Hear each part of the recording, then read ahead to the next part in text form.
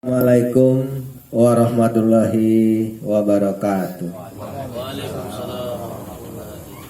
Alhamdulillah wa syukurillah wa nikmatil iman bididil Islam.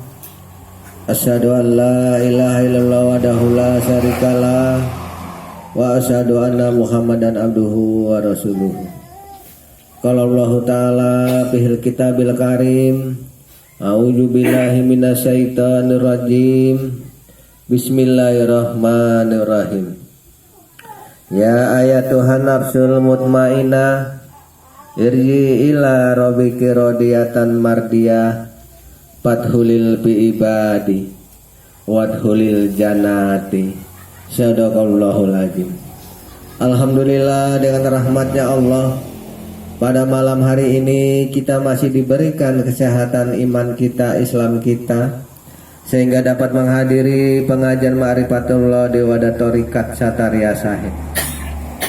Mudah-mudahan apa yang kita kaji pada malam hari ini semoga bermanfaat untuk diri kita, agar diri kita lebih baik melangkah ke depan, lebih dewasa pola pikirnya, lebih bijak perbuatannya, untuk menghadapi kehidupan dunia ini sampai kehidupan di akhirat nanti, yaitu hidup setelah mati. Wahai saudaraku yang hadir pada malam hari ini, tadi kakek bacakan Al-Quran yang berbunyi dengan bahasa Indonesianya, hai jiwa-jiwa yang baik, kembalilah kamu kepada Allah dengan hati yang ridho dan ridhonya. Masuklah kamu ke dalam golongan hambaku, masuklah kamu ke dalam surgaku. Jadi Allah itu menyeru kepada kita dengan jiwa yang baik. Ya ayatuhan nafsul mutmainnah, hai jiwa-jiwa yang baik, irji'i ila rabbiki radiyatan mardiyah, kembalilah kamu kepada Allah dengan hati yang ridho dan ridhonya. Jadi Allah menuntut kita dengan jiwa-jiwa yang baik, disuruh kembali kepadanya dengan hati yang ridho. Ini kebanyakan ayat ini diartikan oleh orang-orang, yaitu ketika kita itu meninggal dunia.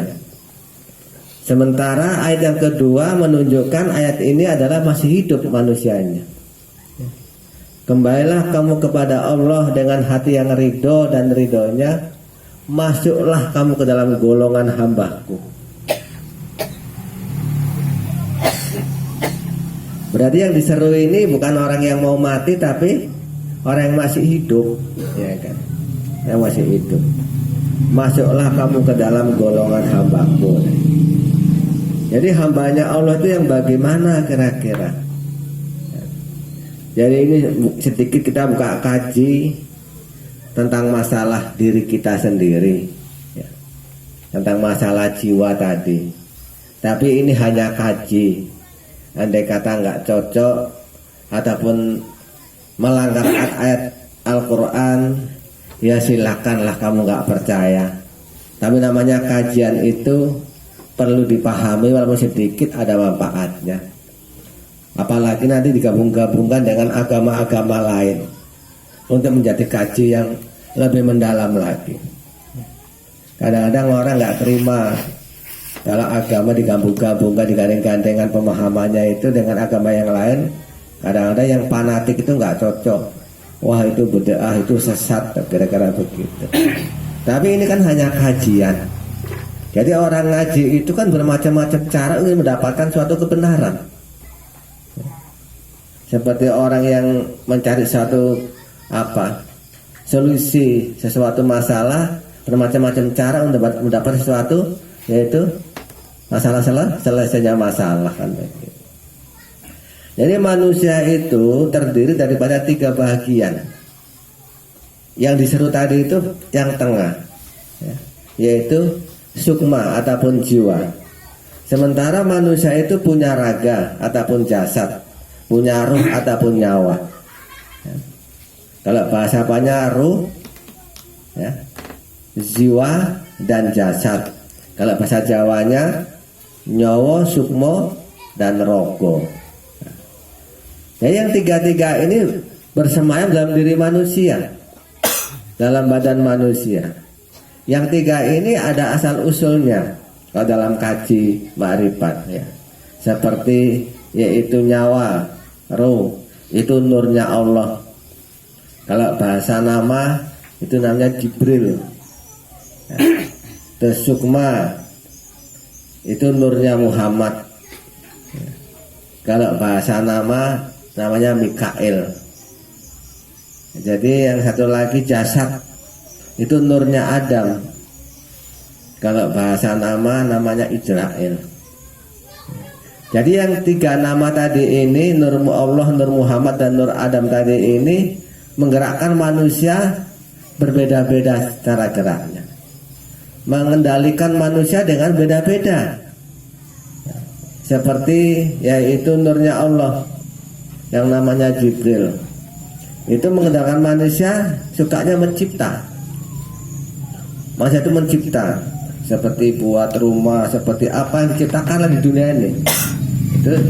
Itu nur daripada Allah tadi yang bernama Jibril, mengendalikan manusia dengan pemikiran mencipta.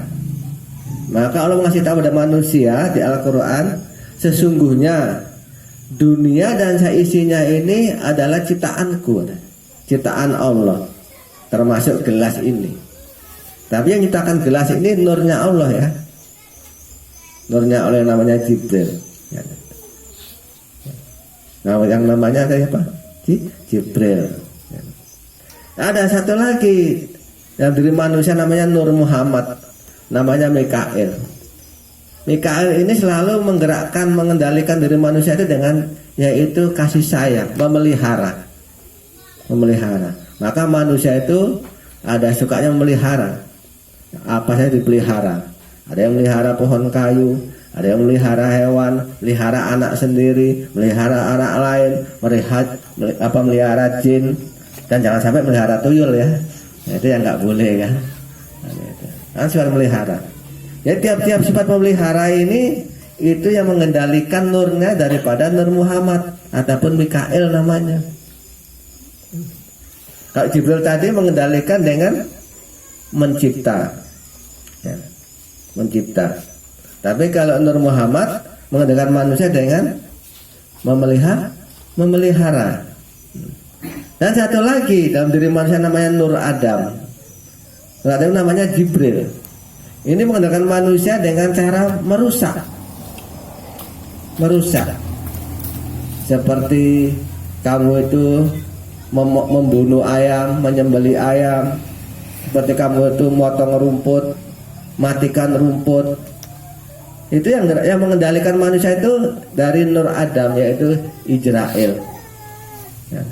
Tiap-tiap yang merusak itu dari Israel yang mengendalikan. Selalu dia itu merusak nah. Jadi Israel, Mikail, dan Jibril. Israel sang pencabut nyawa, artinya merusak ya. Si Mikail sang memelihara ya, yang melihara, dan Jibril sang pencipta.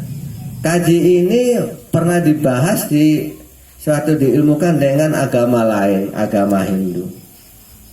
Agama Hindu itu menggambarkan manusia ini adalah Trimurti ya, Trimurti, satu badan, tiga wajah.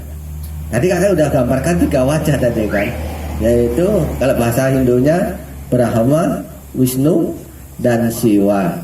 Brahma itu sang pencipta, Wisnu sang pelihara, Siwa sang perusak. Tapi itu satu badan ya, tiga wajah. Jadi manusia ini adalah makhluk Allah yang dipilih oleh menjadi dewa, raja dewa ya. Jadi raja makhluk Allah yang lain, penguasa makhluk Allah yang lain. Maka manusia itu dikasih tiga nur untuk kekuatan dirinya, agar bisa manusia itu mengendalikan alam semesta ini. Kalau bahasa Indonesia tadi itu Brahma, Wisnu, itu kan raja dewa ya. Maka raja dewa tadi itu menguasai dewa-dewa yang lain. Kan begitu kalau bahasa Hindunya. Kalau bahasa ma'rifatnya tadi Jibril, Mikael dan Israel tadi. Si Jibril daripada Nurullah asal usulnya, si Mikael dari Nur Muhammad asal usulnya, dan si Israel dari Nur Adam asal usulnya. Yang tiga unsur tadi ini mengendalikan manusia berbeda-beda kemauannya. Yang Jibril mengendalikan manusia dengan sang memelihara, sang apa, sang pencipta. Mencipta, maka manusia itu suka mencipta. Ya. Ada yang membuat rumah, ada yang bahkan itu kadang melebihi Tuhan. Hampir-hampir menyamai Tuhan manusia tadi itu. Ya. Menciptakan yang nggak masuk akal pun kadang-kadang bisa. Seperti daun kayu warna hijau dibuat jadi warna merah. Ya. Seperti bunga itu kan, entah dikawinkan macam mana jadi warna merah. Ya. Buncis yang biasanya buahnya warna hijau bisa dibuat warna ungu. Itulah otak manusia yang dari Jibril tadi. Nah, Jibril dikatakan malaikat ruh. Ya. Kan dari manusia itu ada ruh, ada jiwa dan ada raga, ada nyawa, ada sukma dan ada jasad, ada raga, ada jasad. Ya. Jadi ini kita perlu sadari. Jadi apabila kita ya selalu turun ke bawah kepada Nur Adam diri kita, itu ke depan kita akan mendapat kehancuran. Baik bidang ekonomi, baik bidang agama, bidang apapun. Apabila kamu itu sifatnya merusak dalam sesuatu, itu mendapat kehancuran yang nyata ke depannya. Tapi kalau kamu bertahan dalam yang pertengahan tadi, yang yaitu Wisnu tadi ataupun si Mikael tadi, itu akan mendapat suatu keuntungan besar. Sifatnya memelihara. Jin yang memusuhi manusia saja, yang selalu menipu manusia, andai kata kita bisa memelihara dengan baik, tapi kita itu nggak boleh mematuhinya, boleh kita hanya memelihara. Kalau manusia itu adalah raja pada makhluk yang lain, maka akan mendapat keuntungan besar. Siapa contohnya? Sang pemelihara jin yang telah beruntung, yang diabadikan oleh Allah di Al-Quran, yaitu Nabi Sulaiman. Seorang Nabi Sulaiman itu sang pemelihara jin. Jinnya itu diperintahkan untuk membuat yaitu tempat ibadah namanya Baitul Maqdis. Boleh-boleh saja karena manusia ini punya kekuatan tiga, yaitu kekuatan nurnya Allah, kekuatannya Nur Muhammad, dan kekuatan Nur Adam. Yang dikatakan Trimurti, satu badan, tiga wajah, tiga kekuatan. Maka hendaknya kita itu yang kita tuntut, yang kita pahami dan kita pelajari sehari-harinya itu adalah Nur Muhammad, jiwa kita. Karena jiwa kita yang terpanggil oleh Allah untuk menghadap, disuruh jadi hambanya Allah. Nggak akan mendapat satu surga, kata Allah di Al-Quran tadi itu, andai kata mereka belum menjadi hamba-hambanya. Yang dipilih oleh Allah kan yang surga hanya hambanya. Fadhulil bi ibadi, masuklah kamu dalam golongan hambaku, baru wadhulil janati. Jadi andai kata kamu nggak bisa menjadi hambanya Allah, kamu masih dalam golongannya saja. Masuk dalam golongan saja sudah dijamin oleh Allah, wadhulil janati. Andai kata kamu nggak mampu jadi hambanya Allah, mungkin sifat daripada Wisnu tadi ataupun Mikael tadi kurang ya di situ. Yang banyak sifat daripada Israel sang perusak tadi. Jadi nggak bisa jadi hambanya Allah. Udah tak bilang tadi kan, kalau kamu turun ke bawah kepada Nur Adam, apapun yang kamu perbuat ujungnya kerugian. Jadi khalifah malah rusak manusia, binggungan manusia. Ya. Jadi pendakwah agama malah bingung yang didakwai. Bingung yang didakwai apa? Karena sifatnya menekan. Sifatnya itu istilahnya ego, diktator. Akhirnya yang diteramai, yang didakwai malah bingung, malah jadi kerusakan pola pikirnya ataupun stres namanya. Tapi kalau kamu itu bertahan dalam pertengahan tadi, karena yang tengah ini bisa naik ke atas. Kalau yang bawah jauh sekali ya. Yang tengah ini bisa naik ke atas, yang namanya jiwa tadi itu akan dipanggil oleh Allah naik ke atas. Namanya sang pemelihara. Jadi Nabi Muhammad itu adalah Muhammad yang menggunakan Nur Muhammad. Muhammad yang menggunakan Nur Muhammad. Maka sifatnya itu memelihara. Maka Muhammad itu punya pepatah mengatakan rahmatan min alamin. Rahmat sekalian alam. Maka Nabi Muhammad itu mau meninggal dunianya itu nggak nyebut nama Allah. Nyebutnya nama umati. Kenapa? Dia sang pemelihara alam sampai hari kiamat. Dia tetap ada di dunia ini sampai hari kiamat untuk memelihara alam semesta ini, karena dia adalah nurnya Muhammad yang memelihara. Jadi andai kata kamu bisa menduduki Nur Muhammad yang memelihara di muka bumi ini, kasih sayang umumnya, pemaaf umumnya, ridho umumnya, kalau bahasa tadi itu kan, nanti akan mendapat kemuliaan. Akan Allah jadikan dirinya yaitu kekasihnya, Habibullah. Akan Allah jadikan dirinya yaitu utusannya, yaitu Rasulullah. Itulah kemenangan orang yang menduduki yaitu Nur Muhammad tadi, yaitu sifat memelihara. Jadi kalau memelihara itu sabar, nggak bisa, misalnya kalau bahasa Jawa kusa-kusu, nggak bisa, harus sabar. Namanya yang dipelihara itu kan bermacam-macam ya. Ada tumbuhan, ada hewan, ada jin ya. Ada malaikat, ada yang lain-lain, bermacam-macam lah ya. Yang semua itu disuruh di bawah kendali manusia. Karena manusia itu adalah raja makhluknya Allah yang punya tiga wajah tadi.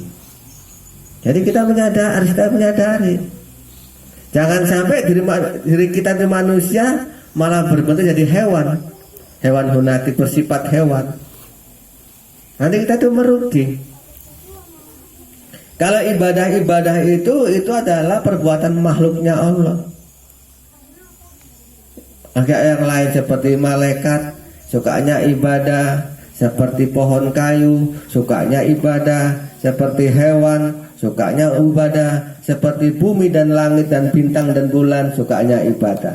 Tapi kalau manusia itu bukan ibadah lagi yang maunya oleh Allah, yaitu menjadi raja. Maka dakwalah raja manusia, Tuhan manusia, persembahan manusia.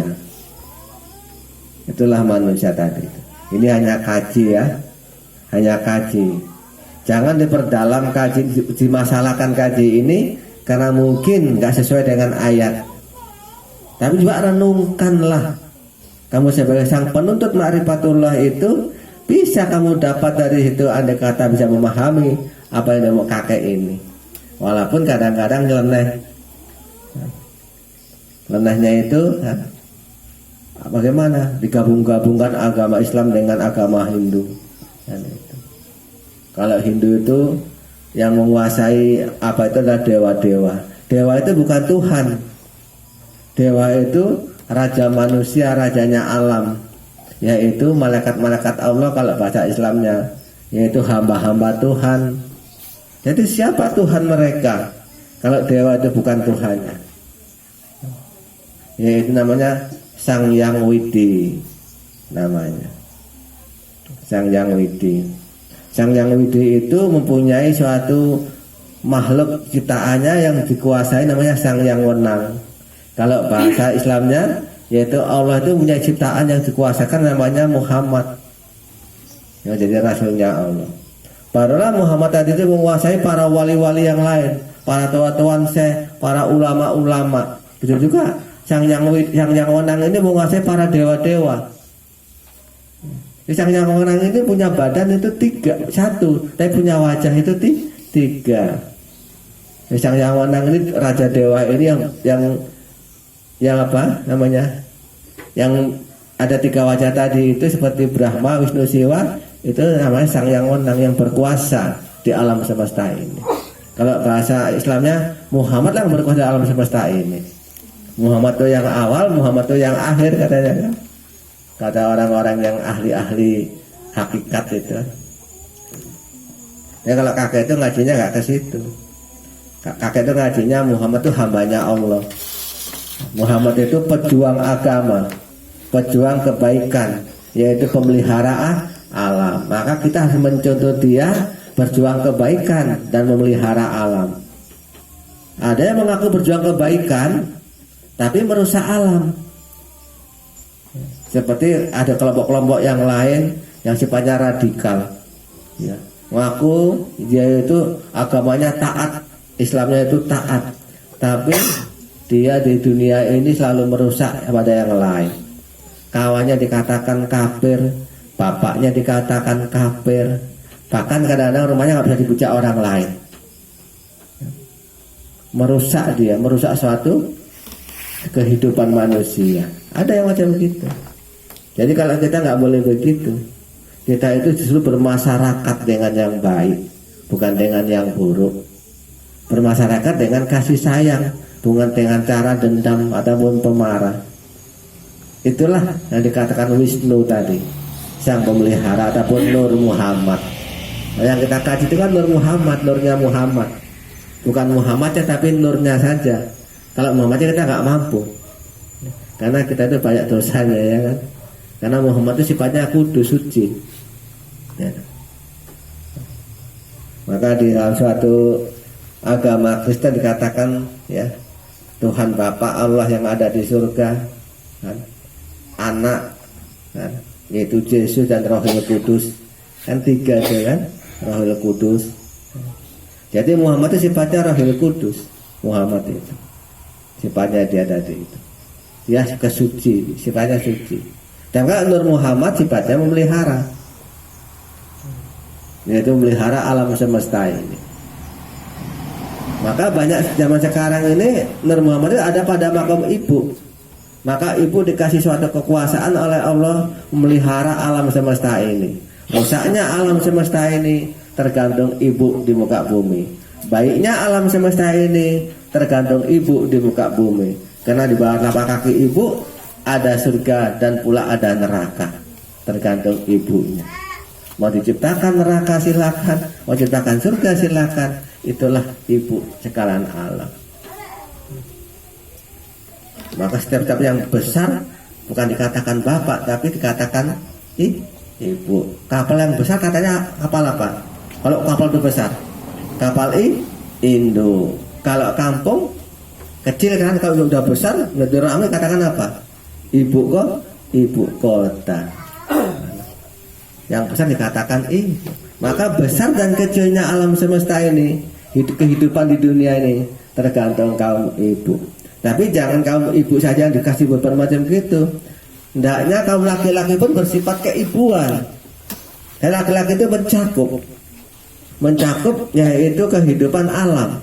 Maka bisa jadi keibuan, bisa jadi bapak, laki-laki itu bapak, ya. Laki-laki itu bapak, sifatnya itu yaitu memapakkan atau meratakan ataupun adil kalau bahasa apanya.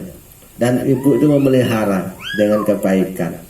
Banyak orang memelihara dengan keburukan seperti Fir'aun, melihara umatnya dengan keburukan, dengan jalim, sehingga yang ada kehancuran. Abu Jahal melihara pengikutnya dengan jalim, akhirnya kehancuran. Kayaknya kita memelihara dengan kebaikan. Maka ingat-ingat dari manusia itu ada 3 bagian. Yang nampak namanya jasad ataupun badan, yang gaib namanya jiwa ataupun sukma ataupun nafsu kalau bahasa Arabnya, yang maha gaib namanya ruh ataupun nyawa. Ada yang maha gaib dalam diri manusia, ada yang gaib dan ada yang maha jahir. Maka yang bermain itu yang pertengahan, yaitu yang gaib. Yang gaib itu bisa arah yang maha jahir, dan yang gaib itu bisa naik kepada yang maha gaib, yaitu sukma tadi, jiwa tadi. Itulah dikatakan Nur Muhammad, sifatnya memelihara. Maka kalau udah jiwa sudah sakit, maka semua jadi nggak beres. Namanya sakit jiwa. Kalau raga yang sakit, jiwa nggak sakit, masih bisa mengatur alam semesta. Tapi kalau udah jiwa yang sakit, semua adalah kehancuran. Nggak yaitu menata alam semesta. Kira-kira macam mana ini kaji kamu? Jadi kalau kamu itu sedang marah-marah, kamu babati pohon-pohon sawit, kamu bunuh, kamu dikendalikan siapa? Dikendalikan Israel sedang bersemayam di hati kita. Jadi apabila kamu itu selalu nanam-nanam, ya, nanam sawit, dipeliharanya baik-baik, dipupuknya, dirawat sampai menghasilkan yang baik, kamu itu bersifat siapa? Bersifat Mikael, yaitu Nur Muhammad tadi itu. Jadi kalau kamu ingin buat rumah, ingin buat apa kamu perbuat, kan? Kamu ciptakan apa saja di dunia ini, kamu itu dikendalikan oleh Jibril, yaitu sang pencipta. Kalau bahasa kajinya hanya begitu. Dan kalau bahasa umumnya menciptakan Allah kan begitu. Ya boleh-boleh saja memang begitulah bahasa umumnya. Tapi kalau kita kaji-kaji lagi, kalau kita kaji dalam satu alam semesta ini, yang saya bacakan tadi, sesungguhnya dunia dan seisinya adalah ciptaan Allah. Yakin nggak itu? Isi dunia tahu apa isi dunia? Termasuk gelas ini, termasuk kupiah ini. Kira-kira siapa yang cipta? Manusia apa Allah? Manusia yang berilmu Allah, yang melekat Nur Jibril tadi, yang menciptakan, yaitu sifat Brahmana tadi, sang pencipta. Jadi kalau langsung orang, wah itu sesat itu katanya. Semua itu Allah. Iya ya, Allah ya yakin kalau begitu. Tapi kenyataannya kita kan ngaji fakta-fakta, ya, ngaji fakta. Masa Allah ciptakan gelas? Ya. Kapanlah diciptakan gelas? Dan Allah itu nggak seumpama. Gelas itu maha jahil. Ya bisa saja Allah itu ciptakan gelas dengan kunjadi, ya biasa saja namanya Tuhan. Tapi kenyataannya, ya, dalam otak manusia ada sifat Jibril tadi itu menciptakan suatu, yaitu pabrik membuat gelas yang diambil dari pasir kaca, digiling lalu dimasak sampai menjadi bubur, menjadi apa, seperti lem, dicetak menjadi gelas. Memang itu yang dari Allah ilmunya. Tapi yang digerakkan otak manusia yang diduduki oleh Jibril, sang pengantar wahyu kalau bahasa umumnya begitu. Jadi jangan kita itu fanatik tapi goblok. Wah, kita sama Allah langsung. Kita nggak perlu pakai perantaraan guru ataupun apa, sama Allah langsung. Ya coba uji coba kamu itu, nah, uji coba. Kamu naik kereta jua tuh buk di sana. Nah, itu sama tetangganya nggak mau, nanti takut syirik. Coba kamu nebak sama Allah langsung. Jangan datang Allah nggak tolong kamu. Kamu naik kereta, habis ngaji di sini dibacakan iyyaka na'budu wa iyyaka nasta'in. Kepadamu aku menyembah dan kepadamu aku minta pertolongan. Selain Allah yang diminta tolong, syirik kata dia. Tahu-tahu naik kereta jua tuh luka-luka. Datang tangganya nolong, nggak mau, takut syirik. Aku mau tahu Allah langsung, mati kamu di sana. Udah, fanatik tapi goblok, bodoh. Allah itu menyuruh otak manusia yang dilakukan dengan Jibril, ya Jibril di sana ada orang minta tolong. Jibril menyuruh, yaitu Mikael tadi, ya Mikael. Di situ mau kasih sayang, dia minta tolong. Datanglah Mikael. Datang Mikael, ditolongnya. Akhirnya kamu selamat. Anda kata Jibril nyuruh Israel, ya Israel sana orang jatuh, minta tolong, dipijak sekali sama Israel, mati kamu nggak jadi selamat. Ya. Maka hukumnya itu begitu. Maka ada yang jatuh naik kereta, ada yang mati, ada yang selamat kan? Itu mungkin si Jibril salah suruh nyuruh Mikael, nggak tahu sih disuruh Israel, salah yang disuruh yang datang salah. Ya ditolong oleh Israel, daripada sakit-sakit matikan sekalian kan begitu kan? Iya begitu. Dalam diri manusia itu mengandung nur yang tiga ini: Nurullah, Nur Muhammad, dan Nur Adam. Nur Allah sang pencipta, Nur Muhammad sang memelihara, dan Nur Adam sifatnya merusak. Sebab dari itulah para malaikat dulu nggak mau dia itu sujud kepada Adam, karena Adam itu sifatnya merusak di muka bumi ini. Ya mudah-mudahan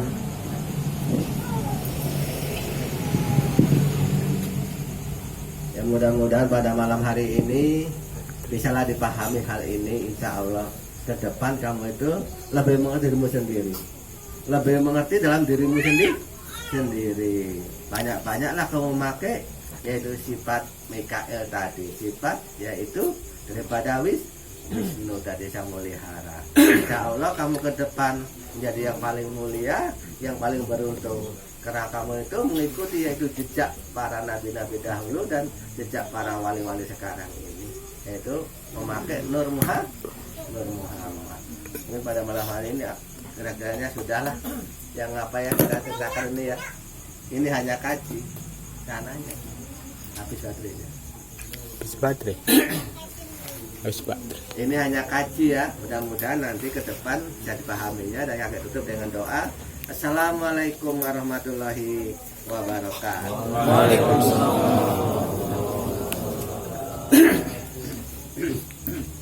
Alhamdulillah Bapak Ibu kami sekalian, itulah tadi tausiah kakek guru kita yang mengupas tentang 3 yang ada pada diri manusia. Yang pertama jasad, jiwa, dan nyawa. Jadi kalau kita meninggal, yang 3 ini juga ada tempatnya masing-masing. Jasad kembali ke tanah, jiwa kembali kepada alam barzah ya, kalau bagi yang apa, dan nyawa kembali kepada Allah. Hanya yang 3 inilah yang selalu perlu kita kaji dalam kehidupan kita sehari-hari. Mudah-mudahan nanti bisa bermanfaat bagi kita ya. Karena jiwa itu bahasa Indonesianya itu bahasa Jawanya sukmo kata kakek, bahasa Arabnya nafs ya, bahasa Bataknya tondi ya. Jadi jiwa ada 7 juga ya, yang nafsu itu dari nafsu amarah, lawamah ya, sahwiyah, mutmainnah, mahdiyah, rodiyah, dan kamilah. Ya masing-masing ini ada tingkatan-tingkatannya. Maka jadikan diri kita menjadi jiwa yang mutmainnah. Makanya ayatnya pun jelas tadi surah Al-Fajr ayat 27 ya sampai 31 kalau nggak salah saya. Ya Tuhan nafsul mutmainnah, jiwa-jiwa yang tenang, yang baik, kembali kepada Tuhanmu dengan ridho dari ridhonya. Masuklah engkau ke dalam golongan hamba-hambaku dan masuklah ke dalam surga. Itu jelas. Maka jiwa-jiwa bisa kembali ke Tuhan dan jiwa mutmainnah yang keempat. Ya, amarah jiwanya setan, sifatnya iri dengki, ya, loba, lawamah sifatnya hewan, namanya rakus, ya, serakah, ya, tahwiyah sifatnya syahwat, yaitu hawa nafsu terlalu tinggi ya. Maka mutmainnah lah biar kita bisa kembali kepada Tuhan. Ya, alhamdulillah mudah-mudahan bisa diterima akal ya. Kalau pengajian di luar akal, ya pengajian nggak masuk akal harus diterima dengan di luar akal ya. Kalau pengajian masuk akal, yang nyata-nyata diterima dengan akal agar nggak jadi apa nanti kerotak atau kedek-kedek kayak ini, kayak orang-orang yang nggak paham. Jadi mudah-mudahan kedepannya kita bisa lebih memahami. Saya dengan doa Assalamualaikum warahmatullahi wabarakatuh. Doanya langsung kepada ahli bait sekali lagi untuk memberikan doa kepada kita, dan mudah-mudahan mengajar kita diridhoi Allah dan wali. Amin. Amin ya rabbal alamin.